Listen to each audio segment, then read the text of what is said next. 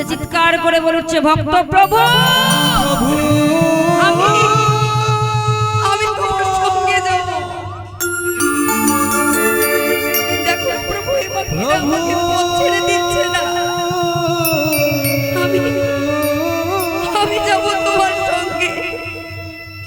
আজ যখন দেখতে পেয়েছে একজন ভক্ত দূর থেকে প্রভু প্রভু করছে, আজ গৌররে বলছে এই ভক্ত মণ্ডলী তোমরা সরে যাও, কে যেন আমাকে প্রভু প্রভু বলে ডাকছে, তাকে আমার কাছে আসতে দাও।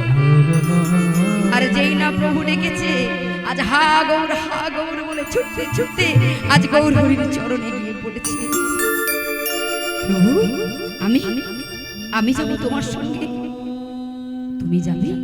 কি নাম তোমার? আমার নাম গোবিন্দ ঘোষ, দাদার নাম পদকর্তা বাসুদেব ঘোষ, ভাইয়ের নাম মাধব ঘোষ। প্রভু আমাকে নিয়ে চলো না প্রভু।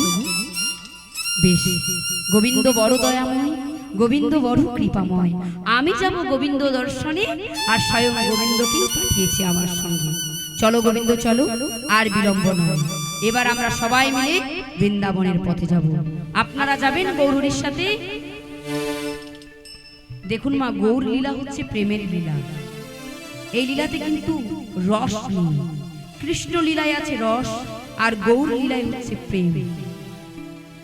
গৌরাঙ্গ মহাপ্রভু আমার যত যত ভক্তকে উদ্ধার করেছে, এই ভক্তরা প্রথমে কেউই সুখী ছিল না। আবার যদি একদিক থেকে মনে করেন ভক্তের মতো সুখী আর কেউ নেই, যারা সবকিছু ত্যাগ করে আছে তারাই তো সব থেকে বেশি সুখী। আমরা যেহেতু সংসারকে নিয়ে আছি, আমরা কিন্তু কখনোই সুখী নই, আমরা দুঃখী। আজ আপনি রন্ধন করতে পারবেন, আপনি আপনার সংসারের জন্য কিছু করতে পারবেন, সংসার আপনাকে মাথায় তুলে রাখবেন। যেদিন আপনি সংসারের জন্য কিছু করতে পারবেন না, সেদিন সংসার আপনাকে মাথা থেকে পায়ের নিচে নামাতে এক সেকেন্ড সময় নেবে না। কিন্তু ভগবানকে যদি আপনি ডাকেন, ভগবানের কাছে যদি আপনি দু পা এগিয়ে যান, ভগবান আপনার দিকে চার পা এগিয়ে আসবে। তার প্রমাণ চৈতন্য চরিতামৃত, শ্রীমদ্ ভাগবতী প্রমাণ আছে, সারা বলিতে প্রমাণ আছে। আপনারা সবাই মিলে ওই সিরিয়াল না দেখে সারা বলি পড়বেন, চৈতন্য চরিতামৃত পড়বেন, শ্রীমদ্ ভাগবত গীতা পড়বেন। এগুলো নিয়ে মা অনেক জ্ঞান আছে, আর এই জ্ঞান নিজেদের সন্তানদেরকে দেবেন, যাতে সন্তানদেরকে দেখিয়ে কখনো বলবেন না যে ওই দেখ সাধু আসছে, তোকে এক্ষুনি ধরিয়ে দেব। আপনারা সন্তানদেরকে সাধুদেরকে দেখিয়ে ভয় দেখান। সাধুকে, সাধু কি? আমরা হতে পারবো সাধু? আমরা ত্যাগ করতে পারবো? আমরা এরকম একটা আশ্রমের মধ্যে একা থাকতে পারবো? আমরা সংসারকে ত্যাগ করে, সকলকে ত্যাগ করে আসতে পারবো? সাধু সন্ন্যাসীদের মা সংসারের অধিকারী থাকে না, তারা সংসার করে না, তারা ভগবানের নামে নিজেদেরকে বিসর্জন দিয়ে দেয়। আর এই সাধুদেরকে দেখিয়ে আপনারা ভয় দেখান। ভাত খাবি না? আয় দেখ সাধুটাকে ধরিয়ে দেব। দয়া করে বলছি, কথা বলবেন না। সন্তানদেরকে সঠিক শিক্ষা দেন। এখন কাঁচা মাটিকে তৈরি করুন, পাকা মাটি হলে আপনার কথা শুনবে না, আপনাকে লাথি মেরে তখন বইয়ের কথাই শুনবে, কারণ পথটা আপনি তৈরি করে দিচ্ছেন। যখন আপনার শাশুড়ি মারা গেল, সন্তান আছে বিদেশে, সন্তান আছে বাড়িতে, বলছে মা আমার ঠাকুমা মারা গেছে, আজকে আমি যাব না স্কুলে। তখন আপনি কি বলছেন? যাবি না মানে? স্কুলে যদি একদিন অ্যাবসেন্ট হয় কি হবে জানিস? পরের দিন গার্জেন কল হবে, অভিভাবককে ডেকে পাঠিয়ে। আপনি ঠাকুমা মারা যাওয়ার পর সেই সন্তানকে থাকতে দিলেন না। আরে যেদিন ভগবান করুক আপনার স্বামী বা আপনি মারা গেলেন, তখন সন্তান আছে আপনার বিদেশে, তখন আপনি ডাকবেন বাবা তোর বাবা মারা গেছে রে। তখন সন্তান বলবে মা তুমি তো বলেছিলে সবার উপরে শিক্ষা, তুমি শিক্ষা দিয়েছিলে রোজগার করার জন্য, আমি রোজগার করতে এসেছি, আমি অর্থ উপার্জন করতে এসেছি। আমি এখন যেতে পারবো না, তুমি এক কাজ করো, বাবাকে দশাগ্নি করিয়ে দাও। আপনি আপনার পথটা তৈরি করে রাখছেন, তাই সিরিয়াল না দেখে, সিনেমা না দেখে সন্তানকে নিয়ে রামায়ণ পড়ান, গীতা পাঠ করান, তাদেরকে এখন থেকে শিক্ষা দেন। কে বলেছে, কে বলেছে যে নিরামিষ খেলে শরীরের স্বাস্থ্য ঠিক থাকে না? আমি জন্মগত নিরামিষ, আমি জন্মগত নিরামিষ, আমি কোনোদিন আমিষ খাই না। যদি নিরামিষ খেলে স্বাস্থ্য ঠিক থাকতো না, তাহলে এই বনের পশু হাতিটা এত স্বাস্থ্যবান হয়ে ওই সিংহটা এমন হতো না। হতো? সিংহ তো সবসময় আমিষ দ্রব্য খাবার খায়। আমাদের লিভার, আমাদের স্টোমাক, আমরা হচ্ছি শাকাহারী। যারা মাংসাশী প্রাণী, তাদের দুটো করে দাঁত আছে, তারা জিভ দিয়ে চেটে চেটে জল খায়। আপনারা কেমন করে জল খান? মুখ দিয়ে খান তো? মুখ দিয়ে কারা কারা জল খায়? কোন কোন পশু? গরু খায়, ছাগল খায়, তাই তো? বাঁদর খায়, এরা মুখ দিয়ে জল খায়। কেন না? এরা হচ্ছে শাকাহারী। আর মাংসাশী কারা? সিংহ, কুকুর, শেয়াল, এরা হচ্ছে মাংসাশী। এদের দাঁতগুলো দেখলেই বুঝতে পারবেন। তাহলে কি করে মনে করেন যে আমিষ খেলে ভগবানকে পাওয়া যায় না? আমিষ খেলেও ভগবানকে পাওয়া যায়, আবার নিরামিষ খেলেও ভগবানকে পাওয়া যায়। আমি বলবো না আমিষ খেলে ভগবানকে পাওয়া যায় না। কারণ একদিন এক বুড়ি মা ওই প্রত্যেকদিন জগন্নাথ মন্দিরে দুধ দিতে যেত। দুধ তো দুধ দিতে যেতে যেতে গোয়ালা তো, গোয়ালারা বাবা দুধে জল দেয়, জলে দুধ দেয়, দুধে জল দেয় না। কিছু মনে করবেন এখানে যদি কেউ থাকে, আমি শুধুমাত্র এটা মজা করলাম, অন্য কিছু না। একদিন বুড়িমা রাস্তায় যাচ্ছে, যেতে যেতে দুধ সব বিক্রি হয়ে গেছে, একটুখানি দুধ পড়ে আছে। দেখেছে সামনে একটা নদী। কি করেছে না, নদী থেকে এক গ্লাস জল নিয়ে দুধে ঢেলে দিয়েছে। এবারে চলে গেছে জগন্নাথ মন্দিরে। জগন্নাথ মন্দিরে যেতে যেতে বলছে, প্রভু আমি তো দুধে জল দিয়ে ফেললাম, তুমি কিছু মনে করো না। আসলে দুধ তো ছিল না, যদি দুধ না দেখতে পাই তোমার আবার যে ঠাকুর মশাই, সে তো রাগ করবে, তাই আমি দুধে জল দিয়ে দিয়েছি। এভাবে প্রত্যেক দিন কিন্তু বুড়ির এটা স্বভাব হয়ে গেল।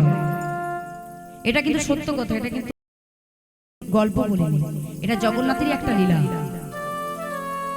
তার স্বভাব হয়ে গেল ওই দুধে জল দিত। এই জল দিতে দিতে একদিনে মেঘলা আকাশ, বুড়ি বুঝতে পারেনি ওই জলের সাথে একটা চিংড়ি মাছও উঠে গেছে। এবারে গেছে পুরোহিতের কাছে, আরে যেই না দুধটা ঢেলেছে অমনি দেখেছে পুরোহিত চিংড়ি মাছ। বুড়িকে দূর দূর করে তাড়িয়ে দিল।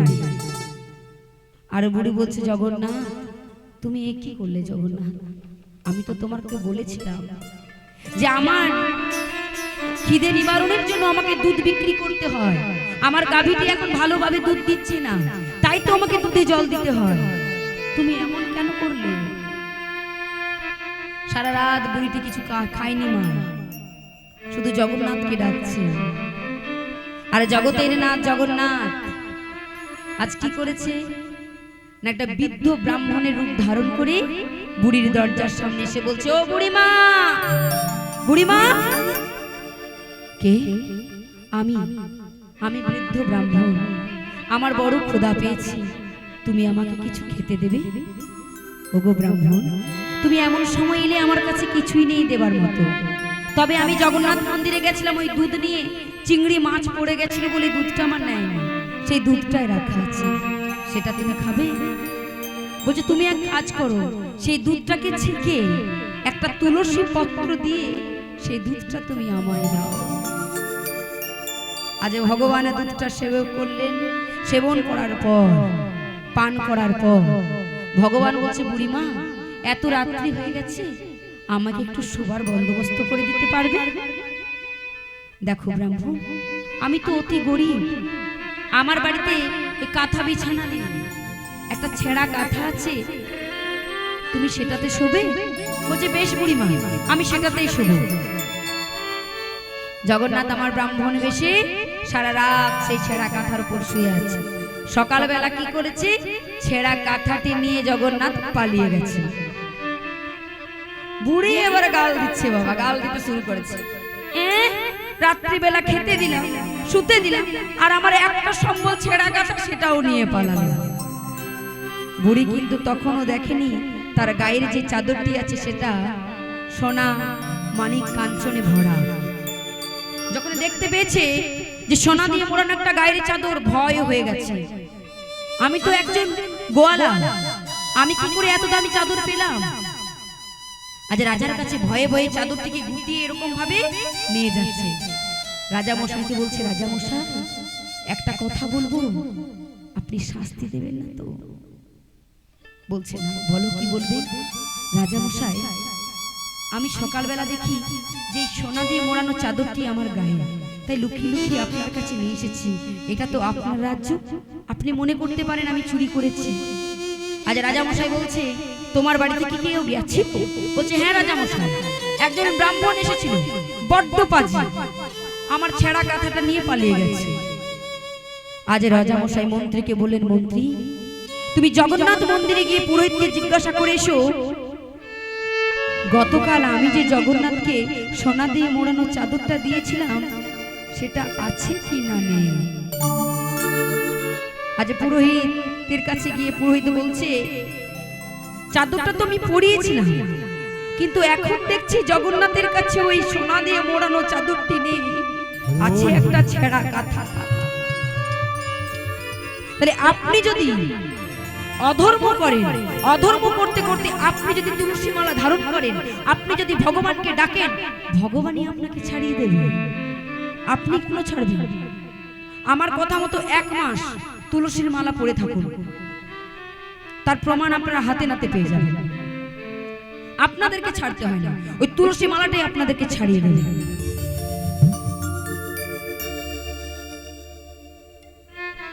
ভগবানের এমনই মহিমা, ভগবানের এমনই লীলা, যে লীলা বোঝা বড় দায়। অদ্যাবহ সেই লীলা করেন গোড়া রায়, কোন কোন ভাগ্যবান দেখিবারে পায়। আমরা দেখতে পাবো আমাদের চোখের মধ্যে একটা পর্দা আছে, যে পর্দাটির নাম হলো মায়ার পর্দা। সেই পর্দা থেকে আমরা কোনোদিনই বেরোতে পারবো না। তাই যাই হোক, এটা ছিল দৃষ্টান্ত। এবার আমরা সিদ্ধান্তে ফিরে যাব। আজ গৌরী বলছে চলো সবাই মিলে আমরা বৃন্দাবনে যাই। তাহলে আপনারাও যাবেন নিশ্চয়ই। গেলে কিন্তু এই হাত দুটো তুলতে হবে। আমি কারোর কাছে কড়ি নেব না, মানে পয়সা নেব না, কিন্তু সবার কাছে এই করতালির সেবাটা বাবা ভগবানের জন্য দেয়। করতালি দিলে আমাদের ষড়রিপু আর আমাদের মধ্যে থাকে না। কাম, ক্রোধ, লোভ, মোহ, মদ, মাশ্চর্য এগুলো বিদায় নেয়। তাই সবাই মিলে করতালি দিয়ে দিয়ে রাখালে রাজা বলে দে না কোথায় বৃন্দাবন,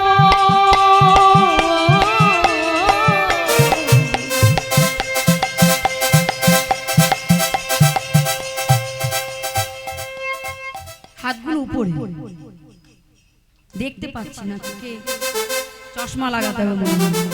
শ্যাম কুণ্ড রাধা কুণ্ড গিরি গোবর্ধন উলতনে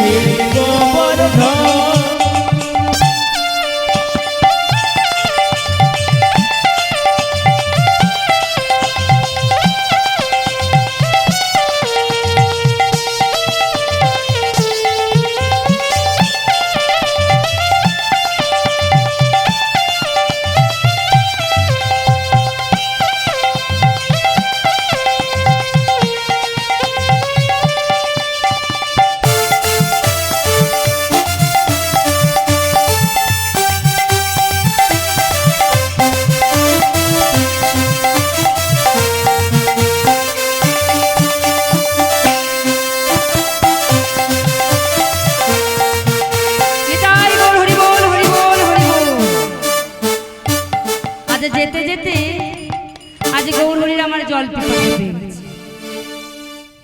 আজ গৌরহরি মনে মনে চিন্তা করছে, জল তো পিপাসা পেয়েছে, পাবো কাকে, কে জল দেবে? ঠিক সেই সময় এক গোয়ালা ঘোল নেবে গো, ঘোল নেবে গো, ঘোল ঘোল নেবে গো, ভালো ঘোল। ও গোয়ালা দাঁড়াও দাঁড়াও দাঁড়াও, বলি তোমার কাছে ঘোল আছে? হ্যাঁ আছে। আমাকে এক ভাণ্ড দেবে? এতটা পথ এসেছে না, আমি বড় তৃষ্ণার্ত, আমাকে একটু দেবে ঘোল? গোয়ালা মনে মনে চিন্তা করছে, বাবা বিক্রি করতেই তো এসেছি, না দিয়ে কি পারি। আজ গোয়ালা কি করেছে, গোয়ালা ছোট ভাণ্ডটি আজ গৌরহরিকে দিতে গেছে। আজ গৌরহরি বলছে, ও গোয়ালা, এই ছোট ভাণ্ডতে আমার পেট ভরবে না, তোমার সব থেকে যেটি বড় ভাণ্ড সেটা তুমি আমায় দাও। ওরে বাবা, সব থেকে বড় ভাণ্ডটা? গোয়ালার মনে আরো আনন্দ, তাহলে আজ বেশি ঘুরতে হবে না, বড় ভাণ্ডটা এখানে বিক্রি হয়ে গেলে আজ খুব শীঘ্রই বাড়ি যাবে। যেমন এখন চিন্তা করছেন কত শীঘ্রই বাবা কীর্তনটা শেষ হয়, বাড়ি গিয়ে একটু ঘুমাবো, নদীর ধার, কি ঠান্ডায় না লাগছে। আবার এই কীর্তনটা একবার করে বলছে, হাত তোলার হাওয়াটা ঢুকে যাচ্ছে, হাতগুলো আমায় কত কষ্ট করে গরম করছি, আবার তুলতে গেলে বরফ হয়ে যাচ্ছে। আজ গোয়ালা বলছে নাও না আমি দিচ্ছি। আজ গোয়ালা গৌরহরিকে ঘোল খাইয়েছে, এবারে গৌরহরি ঘোল খেয়ে পড়ে বিদায়। দাঁড়ো দাঁড়ো, এ বাবা, তুমি আবার কেমন? বলে তুমি যে ঘোল খেলে, সেই ঘোলের কড়িটা কে দেবে, টাকাটা কে দেবে? গৌরহরি বলছে, আমি তো সন্ন্যাসী, আমি আবার টাকা কোথায় পাবো রে? গৌরহরি জানে না যে টাকা লাগে ঘোল খেলে। বলছে, ও গোয়ালা, তোমাকে টাকা দিতে হবে? বলছে, হ্যাঁ টাকা দিতে হবে। তোমার মতো কি আমি নেচে নেচে যাচ্ছি নাকি? আমি ঘোল বিক্রি করতে যাচ্ছি, এই ঘোল বিক্রি করব, যতটুকু টাকা পাবো সেটা আমার বাড়িতে যেয়ে দিতে হবে। দাও টাকা দাও। এবার গৌরহরি বলছে, গোয়ালা, তুমি কোন সংসারের কথা বলছো? কেন? আমি আমার সংসারের কথা বলছি। যতদিন এই ধরাধামে আছো ততদিন তোমার সংসার। আচ্ছা গোয়ালা, তুমি যেদিন মারা যাবে সেদিন ভেবে দেখেছো? কি ভাবো? একবারও কি ভেবে দেখেছো যেদিনে তুমি সংসার হতে ভব বিদায় নেবে? যেদিন সংসার হতে ভব বিদায় নেবে, যেদিনে তুমি সংসার হতে ভব বিদায় নেবে। ওরে মো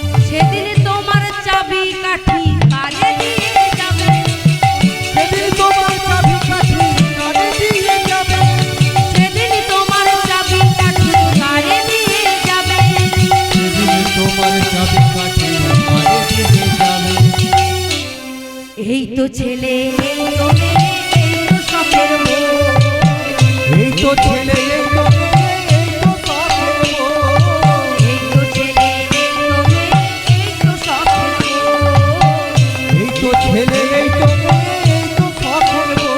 তোমার যাবার বেলায় সঙ্গে সাথী হবে না তো কেউ। বিদায় বল, হরি বল, হরি বল, হরি বল। তোমার যাবার বেলায় সঙ্গে সাথী হবে না তো কেউ। যাবার বেলায় সঙ্গ সাথী হবে না তো কেউ। কেউ তো যাবে না, না কেউ তো যাবে না, কেউ তো যাবে না, না না কেউ তো যাবে না। সেদিন তোমার চাবি কাঠি কারে দিয়ে যাবে, সেদিন তোমার চাবি কাঠি কারে দিয়ে যাবে, সেদিন তোমার চাবি কাঠি কারে দিয়ে যাবে, সেদিন তোমার চাবি কাঠি কারে দিয়ে যাবে, সেদিন তোমার চাবি কাঠি কারে দিয়ে যাবে। শোনো বাপু, আমার এত কথায় কাজ নেই। তুমি ঘোল খেয়েছো, করি তোমাকে দিতেই হবে। তুমি এক কাজ করো গোয়ালা, আমার অগণিত ভক্তির দল আমার সাথে আসছেন, তারা হয়তো দূরে আছে। তুমি এক কাজ করো, তাদের কাছ থেকে তুমি করি নিয়ে নিও। এবার ভক্তগণ ছুটে ছুটে আসছে আর গৌরহরি পালিয়ে গেছে। এবারে ভক্তগণকে দাঁড়িয়ে বলছে, এই, দাঁড়াও দাঁড়াও, বলি একজন ঘোল খেয়ে গেল, তোমাদেরকে বললো করি দিতে দাও। ঘোল খেয়ে গেল করি দিতে মানে? বলছে আরে বাবা, একজন গেল এক্ষুনি পার হয়ে গেল, বললো আমি বড় তৃষ্ণার, তো আমি বড় ভাণ্ডটা দিলাম, ভাণ্ডটা খেয়ে পালিয়ে গেল। আর বললো অগণিত ভক্তের দল আসছে, ভক্তমণ্ডলী আসছে, তাদের কাছে করি নিয়ে নিন। হ্যাঁ গো মা, দেবেন গৌরহরির ঘোলের দাম? কে কে দেবেন দেখি গৌরহরির ঘোলের দামটা? হ্যাঁ দেবেন?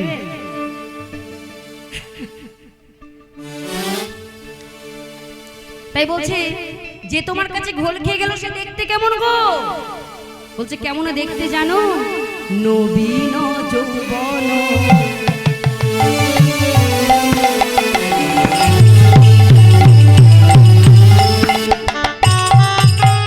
গলিত কাঞ্চন পতিত নবীন যৌবন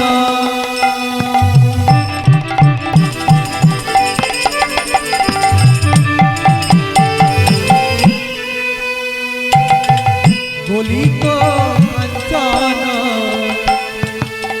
পতিত রাঙাবা। নবীন যৌবন গলিত কাঞ্চন পতিত নবীন যৌবন গলিত কাঞ্চন পতিত রাঙাবা। আবার হা কৃষ্ণ বলিয়া দুবাহু তুলিয়া, আবার হা কৃষ্ণ বলিয়া দুবাহু তুলিয়া, হা কৃষ্ণ বলিয়া দুবাহু তুলিয়া, হা কৃষ্ণ বলিয়া দুবাহু তুলিয়া, নাচিতে নাচিতে যায়, নাচিতে নাচিতে যায়।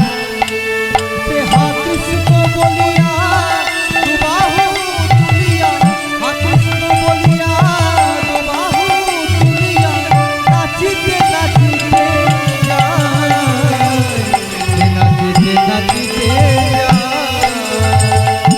তার রূপ দেখে আমার কি মনে হলো জানো? কাঁচা সোনা, কাঁচা সোনা, কাঁচা সোনা, কাঁচা সোনা, দেখে মনে হলো কাঁচা সোনা, ও তারে দেখে মনে হলো কাঁচা সোনা, দেখে মনে হলো কাঁচা সোনা।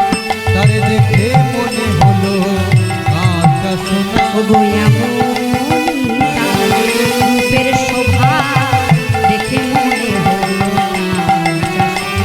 ও গো এমনি তার রূপের প্রভা দেখে মনে হলো কাঁচা সোনা। ও গোয়া মনি রূপের শোভা দেখে মনে হলো কাঁচা সোনা। ও গো এমনি রূপের প্রভা দেখে মনে হলো কাঁচা সোনা। আজ ভক্তমণ্ডলী বুঝতে পেরে সেই গোয়ালাকে করে দিয়ে আজ চলে গেলেন। আজ মহাপ্রভু প্রথম রাত্রি থাকলেন পূর্বস্থলীতে। আর যেই না ভক্তরা মহাপ্রভুর ভোজনের আয়োজন করলেন, মহাপ্রভু কি করলেন? গোবিন্দ ঘোষের দিকে হাত বাড়িয়ে দিলেন। একটু মুখশুদ্ধি দাও গো, মুখশুদ্ধি দাও গো, মুখশুদ্ধি দাও গো, একটু মুখশুদ্ধি দাও গো, ভোজনের অবশেষে মুখশুদ্ধি দাও গো। আমায় ভোজনের অবশেষে মুখশুদ্ধি দাও গো। গোবিন্দ, তুমি আমাকে মুখশুদ্ধি দাও। তুমি কি জানো না ভোজন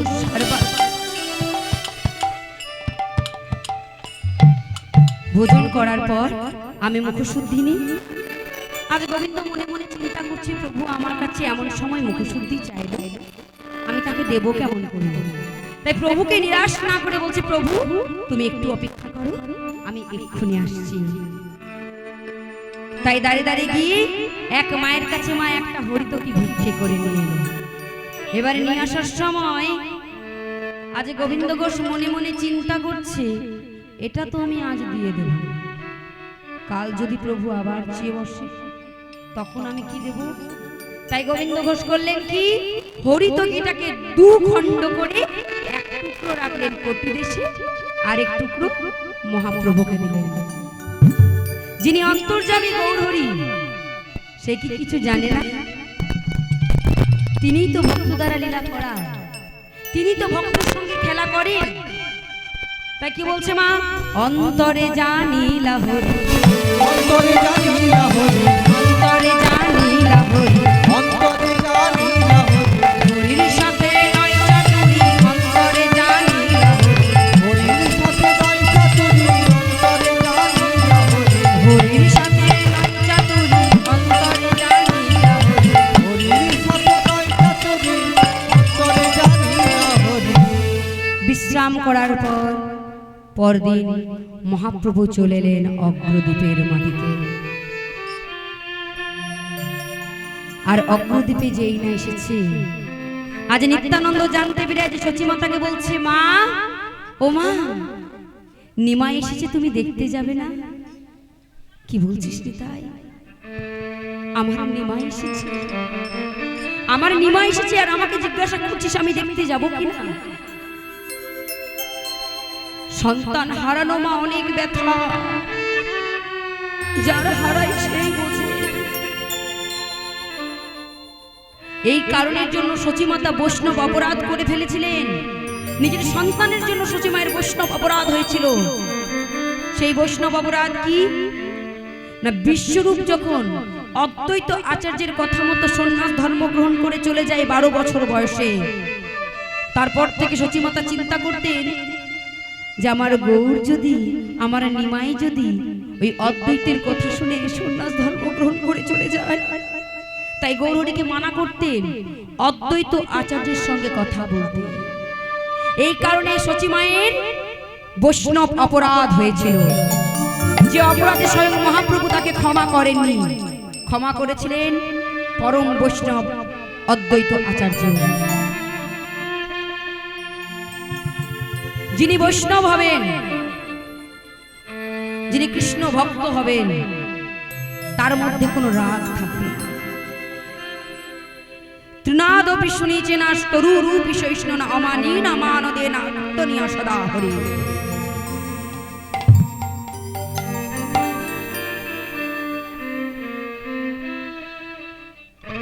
যে বৈষ্ণব হবে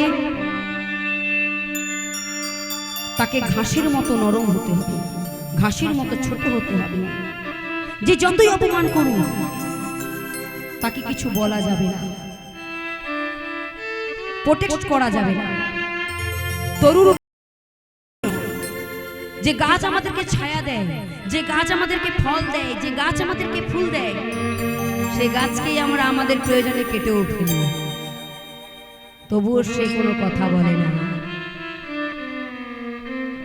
অমানীনা মানদেনা, যার মান নেই, মানকে তো সবাই মান দিতে পারে। একজনের নেতা যে জাতি হোক না কেন, বাড়িতে আপনি তাকে সোফাতে বসতে দেবেন, আর একজন যখন ভিখিরি যাবে আপনার বাড়িতে, তখন তাকে আপনি দরজার সামনে দাঁড়িয়ে রাখবেন। কেন না, তার কোনো মান নেই, সে একজন ভিখিরি, তাই তাকে বাড়ির ভেতরে প্রবেশ করতে দেওয়া যাবে না। তাই বৈষ্ণব হতে গেলে এই সমস্ত কিছু তার মধ্যে থাকে, তবেই সে বৈষ্ণব। বৈষ্ণবের কোনো জাতি নেই, যে ভগবানকে অবিরত ভজনা করে সেই হলেন বৈষ্ণব। বল হরি বল। আমরা বৈষ্ণবের কাছে অনেক শিক্ষা পাই। এখানে অনেক বৈষ্ণব ভক্তগণ আছেন, আমার দাদুও আছেন। যদি কোনো অপরাধ হয়ে থাকে কীর্তনের মধ্যে ক্ষমা করে দেবেন, কারণ আমি কীর্তনের কিছুই জানি না।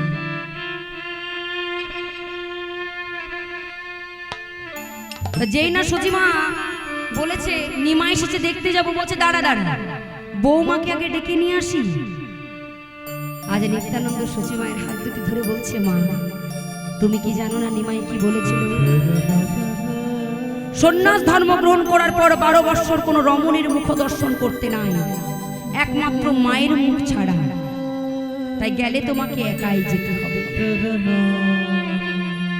হ্যাঁ মা, আপনার স্বামী এসেছে বিদেশ থেকে, গোপাল মাঠে দাঁড়িয়ে আছে।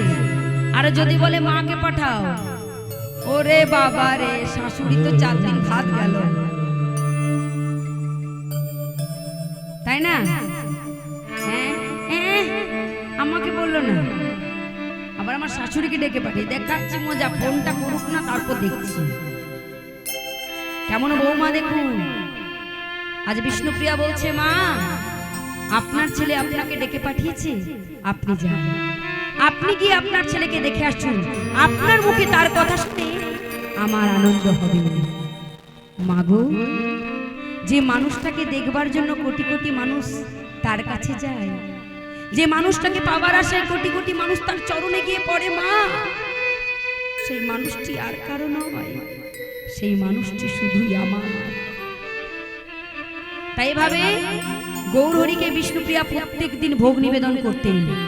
কিছু ধানের খোসা ছাড়িয়ে আতপ চাল বের করে সেটাকে সেদ্ধ করে প্রথমে ভগবানকে অর্পণ করে, তারপর প্রথমে দিতেন সচী মাতাকে, তারপর বাড়ির চাকর ঈশানকে, বাড়ির চাকরটির নাম ছিল ঈশান, তারপর নিজে প্রসাদ পেত। আজ গৌরহরি আমার অগ্রদ্বীপের মাটিতে এসেছে, আর সবাই মিলে চলেছে আজ অগ্রদ্বীপে।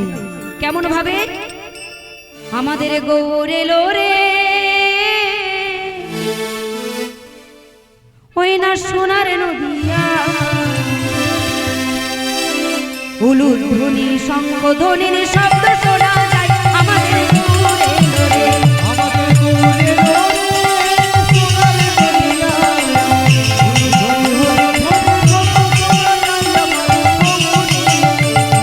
গৌর এলো রে, সোনার নদিয়া, উলুধ্বনি শঙ্খ ধ্বনির শব্দ শোনা যায়, আমাদের গৌর এলো রে, সোনার নদিয়া,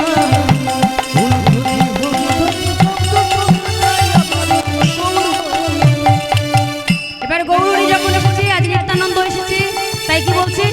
গৌর এলো রে, সঙ্গে নিতাই এলো রে, গৌর এলো রে, সঙ্গে নিতাই এলো রে, গৌর এলো রে, সঙ্গে নিতাই এলো রে, গৌর এলো রে, সঙ্গে নিতাই এলো রে, গৌর এলো রে, সোনার নদিয়া, উলুধ্বনি শঙ্খ ধ্বনির শব্দ শোনা যায়, আমাদের গৌর এলো রে, আমাদের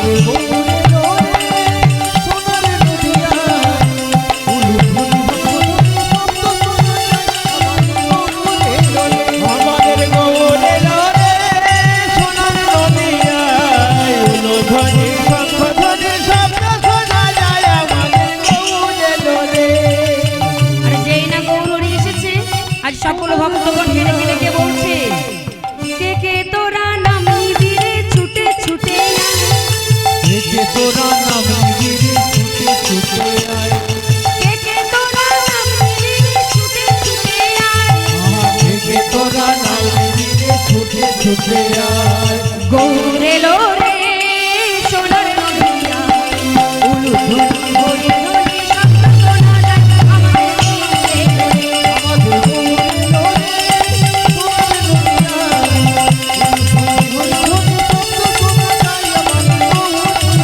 আমাদের গৌর এলো রে, সোনার নদিয়া, উলুধ্বনি শঙ্খ ধ্বনি শব্দ শোনা যায়, আমাদের গৌর এলো রে।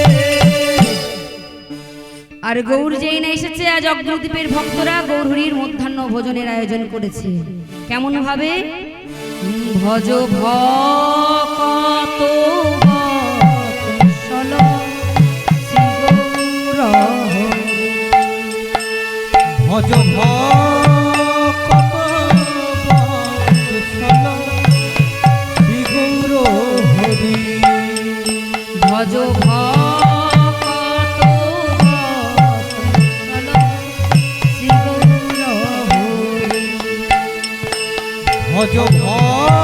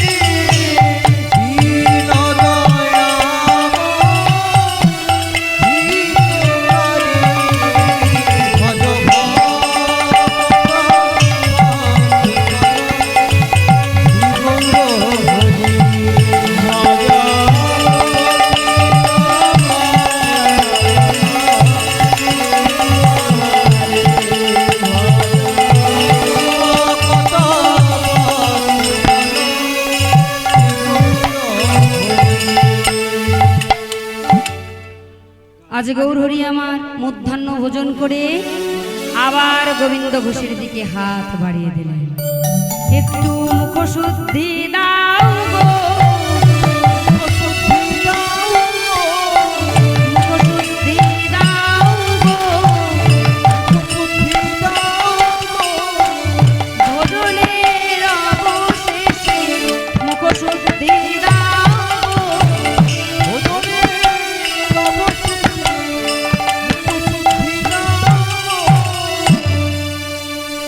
প্রভু তুমি মুখশুদ্ধি নেবে?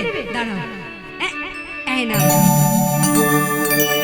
একই গোবিন্দ, গতকাল আমি যখন তোমার কাছে মুখশুদ্ধি চাইলাম তুমি দিতে বিলম্ব করলে, তবে আজ প্রভু তুমি যখন আমার কাছে গতকাল মুখশুদ্ধি চেয়েছিলে আমি এক মায়ের কাছে গেছিলাম, আর সেই মা আমাকে একটা হরিতকি দিয়েছিল। তাই আমি জানতাম তুমি আজকে আবার চাইবে, তাই তো আমি এক টুকরো কোটি দেশে রেখে আরেক খণ্ড তোমাকে দিয়েছিলাম। ও তুমি জানতে আমি চাইবো, তাই তুমি সঞ্চয় করে রেখেছো? বলছে হ্যাঁ প্রভু, তুমি ভুল করেছো গোবিন্দ।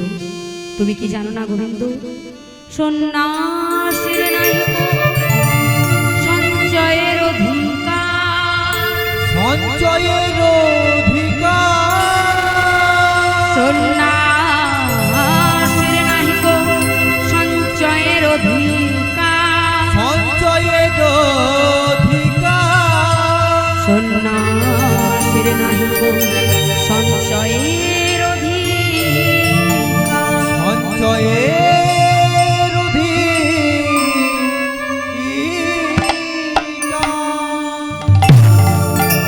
গোবিন্দ তুমি যখন সঞ্চয় করেছো তার মানে তোমার মধ্যে সংসারের বাসনা আছে, তাই আমি তোমাকে এই অগ্রদ্বীপে রেখে গেলাম।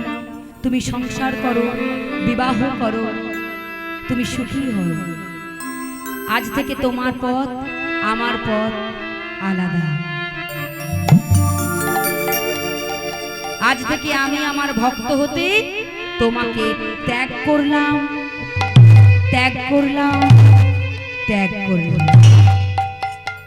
যেই না বলেছে ত্যাগ করলাম, আজ গোবিন্দ ঘোষ বলছে প্রভু আমি তো নিজের জন্য সঞ্চয় করিনি, আমি সঞ্চয় করেছি তোমার জন্য।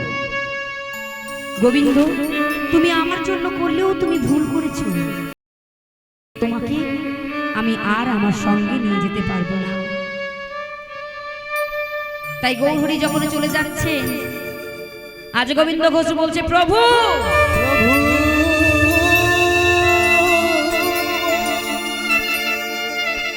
আমি যদি সত্যি ভক্ত হয়ে থাকি তাহলে আগামী এক পক্ষের মধ্যে তোমাকে আবার দেখা দিতে হবে। প্রভু আমি জানতাম তুমি ভগবান, কিন্তু আমি জানতাম না ভগবান শুধু ভক্তকে কাঁদাতে জানে। ও প্রভু তুমি যদি ভক্তকে শুধু কাঁদাও, কোন ভক্ত কি তোমার ভজনা করবে? তাই আজ গৌরহরিকে উদ্দেশ্য করে বলছে চলে গেলেন মহাপ্রভু। গোবিন্দ ঘোষ আজ অগ্রদ্বীপে আছে। একদিন দুদিন এই করে 13 দিন পার হয়ে গেল। 14 দিনের মাথায় গোবিন্দ ঘোষ বললেন তুমি যখন এলে না তাহলে এই ছাড় প্রাণ আমি আর রাখবো না। ভগবান যদি ভক্তকে কাছে ডেকে নিয়ে আবার তাকে ত্যাগ করে দেয় তাহলে সেই ভগবানকে ভক্তরা ভজনা করে না, সেটা আমাদের ইহ জগতের নিয়ম। কিন্তু তুলসীদাস বলেছেন দুঃখ মে সব হরি ভজে সুখ মে ভজে না কোই, সুখ মে जो हरि भजे तो दुख कहां से आई।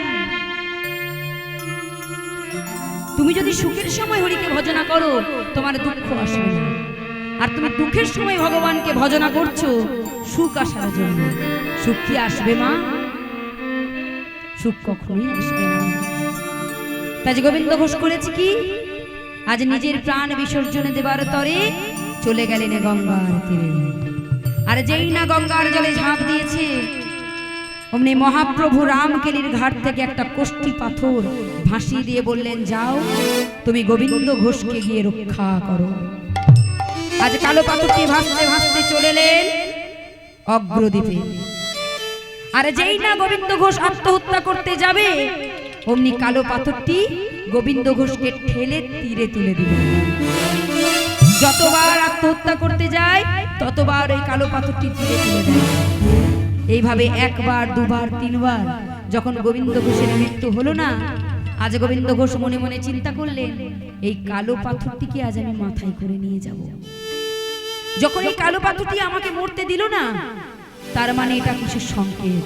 ঠিক সেই সময় দৈববাণী হলো, গোবিন্দ ঘোষ আমি তোমার মহাপ্রভু, আমি তোমাকে আদেশ করছি তুমি সংসার করো, সুখী হও, আর এই কালো পাথরটি নিয়ে গিয়ে তুমি পুজো করো। তাই গোবিন্দ ঘোষ করলেন কি, কালো পাথরটিকে মাথায় করে নিয়ে আসছে। কেমন ভাবে? কালো পাথর মাথায় লইয়া গোবিন্দ ঘোষ যায়, কালো পাথর মাথায় লইয়া গোবিন্দ ঘোষ যায়, কালো পাথর মাথায় লইয়া গোবিন্দ ঘোষ যায়, কালো পাথর মাথায় লইয়া। আহা দেখো দেখো কি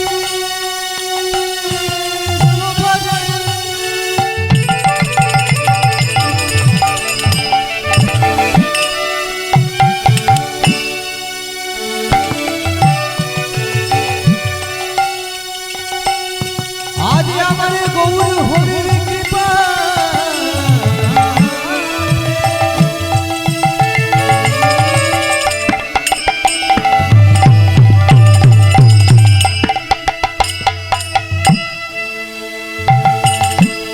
আজ গোবিন্দ ঘোষ চলে যায়,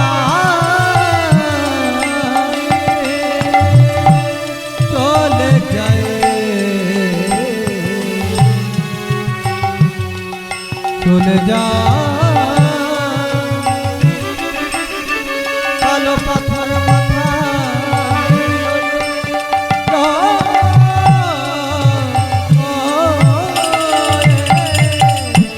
কালো পাথর মাথায় লয়ে গোবিন্দ ঘোষ যায়,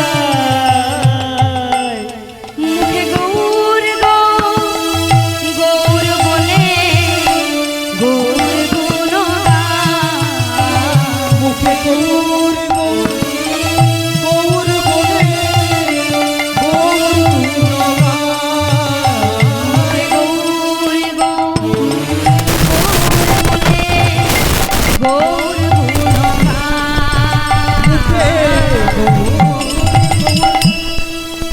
বলে গৌর গুণগান, এটাই গৌর হরি বল হরি বল হরি বল। গোবিন্দ ঘোষ যায়, কালো পাথর মাথায় লইয়া গোবিন্দ ঘোষ যায়। আজ গোবিন্দ ঘোষ কালো পাথরটিকে নিয়ে এসেছে। নিজের একটা পাতার কুটির আছে, আরেকটা পাতার কুটির নির্মাণ করেছে। এবারে চিন্তা করছে পাথরটি তো নিয়ে এলাম, করবো কি?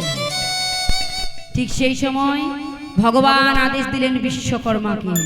বিশ্বকর্মা ছোট্ট শিশু রূপ ধারণ করে আজ বলছে, ও তো বালিতে তেও আতো কে? আমি তো আমি জানো পাথর দিয়ে মূর্তি বানাই, তোমরা কি কেউ বানাবে? আরে ছোট্ট শিশুটিকে দেখে আজ গোবিন্দ ঘোষ বলছে, কি নাম তোর? আমার নাম বিশু। ও বিশু, তা তুই কাদের বাড়ির ছেলে? আমি ব্রাহ্মণ বাড়ির ছেলে গো। বলছে আমার কাছে একটা কালো পাথর আছে, তুই কিছু বানিয়ে দিতে পারবি? বলছে দেখি দাও। আজ যেই না নিয়েছে, আজ কালো পাথরটিতে মূর্তি নির্মাণ করেছে গোপীনাথে। আর আবার মহাপ্রভু দৈববাণী করলেন, আমাতে গোপীনাথে কোনো তফাৎ নাই, কোনো তফাৎ নাই, আমাতে গোপীনাথে কোনো তফাৎ নাই, কোনো তফাৎ নাই। এইভাবে দিন গত হতে হতে গোবিন্দ ঘোষ আমার বিবাহ করলেন। স্ত্রীর নাম হলো মাধবী। মাধবী ফুল তুলে দেয়, তুলসী বেটে দেয়, চন্দন বেটে দেয়, তুলসী নিয়ে এসে গোবিন্দের সেবা করে। আর মুখে সবাই মিলে বলে, আমরাও বলবো, বলবেন তো? হরি হর এ নম কৃষ্ণ যাদবায় হরি হর হে নম কৃষ্ণ যাদবায় নম। হরি হর এ নম কৃষ্ণ যাদবায় হরি হর হে নম কৃষ্ণ যাদবায় নম। যাদবায় মাধবায় কেশবায় নম। যাদবায় মাধবায় কেশবায় নম। যাদবায় মাধবায় কেশবায় নম। যাদবায় মাধবায় কেশবায় নম। এবার তার স্ত্রী বলছে, গোপাল গোবিন্দ রাম শ্রী মধুসূদন। গোপাল গোবিন্দ নাম শ্রী মধুসূদন। গোপাল গোবিন্দ নাম শ্রী মধুসূদন। আমার গিরিধারী গোপীনাথ মদন মোহন। আমার গিরিধারী গোপীনাথ মদন মোহন। আমার গিরিধারী গোপীনাথ মদন মোহন। আমার গিরিধারী গোপীনাথ মদন মোহন। বিজয় নন্দ শ্রী অদ্বৈত গীতা। আমার হরি গুরু বৈষ্ণব ভাগবত গীতা। আমার হরি গুরু নিতাই গৌর হরি বল, হরি বল। আমার হরি গুরু বৈষ্ণব ভাগবত গীতা। আমার হরি গুরু বৈষ্ণব ভাগবত গীতা। এইভাবে দিন গত হতে হতে গোবিন্দ ঘোষ করলেন কি, এতদিন ভগবানের সেবা দিতেন 4 বার। যেই না স্ত্রী পেয়েছে, মা সংসার পেয়েছে, সেবার মাত্রাটা কমে গেল, হয়ে গেল 3 বার। আমা হতে আমার ভক্ত বড়, ভক্ত আমা হতে আমার নাম বড়, নাম হতে আমার নামই বড়। যে নাম করে সে সবচেয়ে বড়। কিন্তু নাম করতে করতে যদি কেউ নাম করা বন্ধ করে দেয়, তারই তো হয় পরীক্ষা। আজ মাধবী বলছে, স্বামী আমার বড় আশা, আমার যেন ওই গোপীনাথের মতো একটা পুত্র সন্তান হয়। গোবিন্দ ঘোষ বলছে, তুমি গোপীনাথের কাছে গিয়ে বলো, যে যথা মাং প্রপদ্যন্তে অহংস্তাং তথাইবা ভজাম্যহম। আমাকে যে যেমন ভাবে ভজনা করে, আমি তাকে সেইভাবে কৃপা করে থাকি। তাই আজ গোবিন্দ ঘোষের স্ত্রী চলে গেলেন মন্দিরে। মন্দিরে গিয়ে গোপীনাথকে বলছে, গোপীনাথ জানো গোপীনাথ, এই সংসারে কোনো মায়ের যদি সন্তান না থাকে, তাহলে সকালবেলা সেই মায়ের কেউ মুখ দর্শনও করে না। তাই তুমি আমাকে একটা সন্তান দাও গোপীনাথ। গোপীনাথের কৃপায় একজন পুত্র সন্তান হলো, যার নামও রাখলো গোপীনাথ। একদিকে পুত্র গোপীনাথ আর একদিকে মন্দিরের গোপীনাথ। সেবার মাত্রা বাবা আর একটা কমে গেল, হয়ে গেল 2 বার। এবার ভগবান চিন্তা করছে, যে করে আমার আশ, আমি তার করি সর্বনাশ। তথাপি যদি না ছাড়ে সে আমার পাশ, তবে হয়ে যায় আমি তার দাসানুদাস। কেউ সর্বনাশ কথাটা উচ্চারণ করবেন না। ভগবান কারো কোনোদিন সর্বনাশ করে না, সর্বনাশ। আপনার সন্তানের প্রতি যদি মায়া থাকে, সেই মায়ার দ্বারা যদি আপনি ভগবানকে ভুলে যান, ভগবান আস্তে আস্তে আপনার কাছে কেড়ে নেবে সেই মায়াটাকে। তাই এবার গোবিন্দ ঘোষের দুরারোগ্য ব্যাধি হলো, যাকে বলে যক্ষা রোগ। আগেকার দিনে এই রোগের কোনো ওষুধ ছিল না। একদিন গোবিন্দ ঘোষকে বলছে, স্বামী আমি বোধহয় আর বেশি দিন বাঁচব না, তাই তুমি এক কাজ করো না, তুমি ওই গোপীনাথের মন্দির থেকে আমার জন্য চরণামৃত এনে দাও। তাই গোবিন্দ ঘোষ ছুটে গেলেন গোপীনাথের কাছে, আর গোপীনাথকে গিয়ে বলছে, গোপীনাথ ও গো গোপী,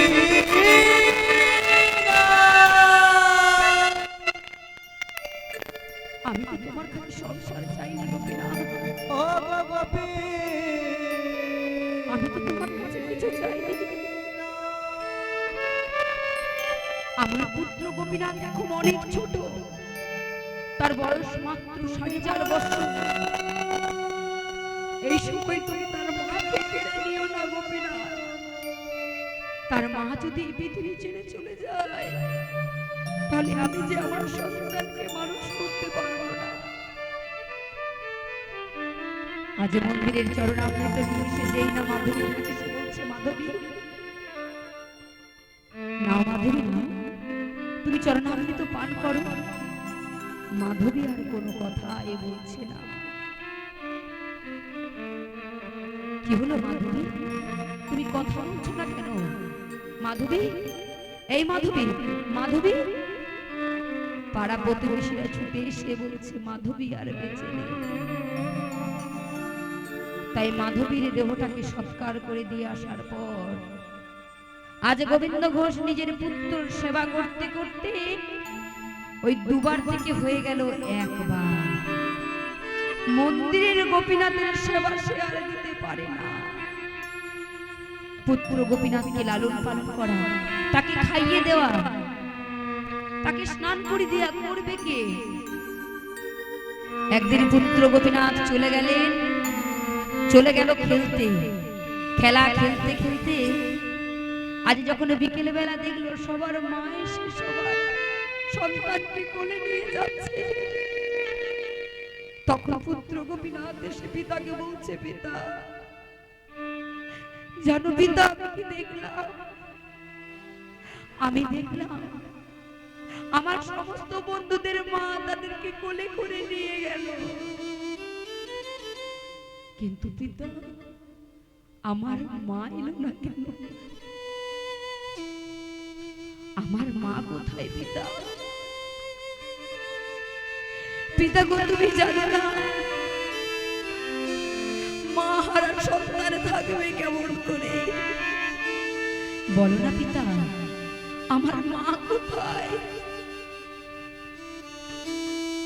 গোবিন্দ ঘোষ বলছে, গোপীনাথ, তোর মাকে যে লুকিয়ে রেখেছে সেই বলতে পারবে তোর মা কোথায়। আমি বলতে পারবো না বাবা। তাতে ছুটতে ছুটতে চলে গেল মন্দিরে। মন্দিরে গিয়ে আজ গোপীনাথকে বলছে, গোপীনাথ, ও গোপীনাথ, শুনেছি তুমি নাকি আমার মাকে কেড়ে নিয়েছো, আমার মাকে লুকিয়ে রেখেছো, বলো না আমার মা কোথায়? বলে দাও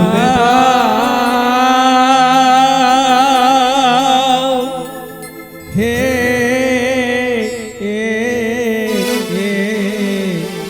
গোপীনাথ,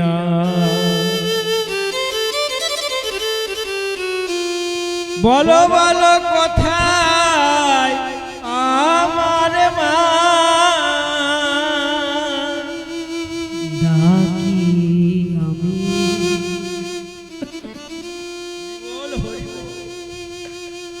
মামা বলে, ডাকি আমি মামা বলে, ডাকি আমি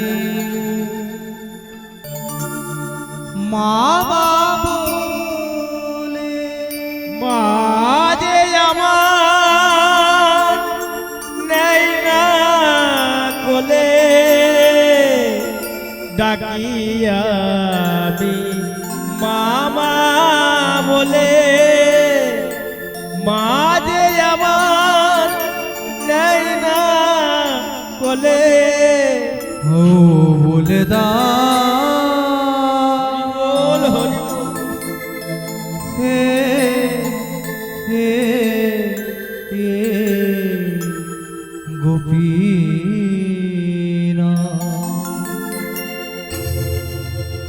বলো কোথায় আমার মা? সবারই তো মা আছে, আমার মা কোথায় গেছে? সবারই তো মা আছে, আমার মা কোথায় গেছে? হারিয়ে গেছে হরি বল হরি বল। মাঝে আমার হারিয়ে গেছে মাঝে আমার, হারিয়ে গেছে মাঝে আমার, হারিয়ে গেছে মাঝে আমার, আমি খুঁজে পেলাম না। কোথায় আমার মা? বলে দাও হে হে হে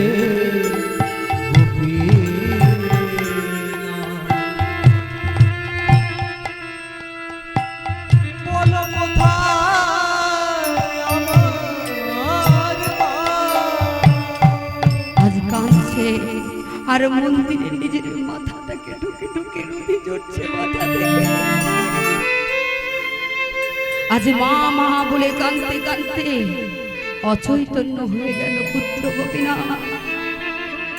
গোবিন্দ গোশিষ্য বলছে, গোপীনাথ আমি তোর সাড়া কেন পাচ্ছি না বাবা? এই গোপীনাথ, গোপীনাথ কথা বল বাবা, কথা বল। দেখছে গোপীনাথের সর্ব অঙ্গ ঠান্ডা হয়ে গেছে, আর কথা বলছে না। আজ চিৎকার করে বলে উঠছে, গোপীনাথ তুমি যদি আমাকে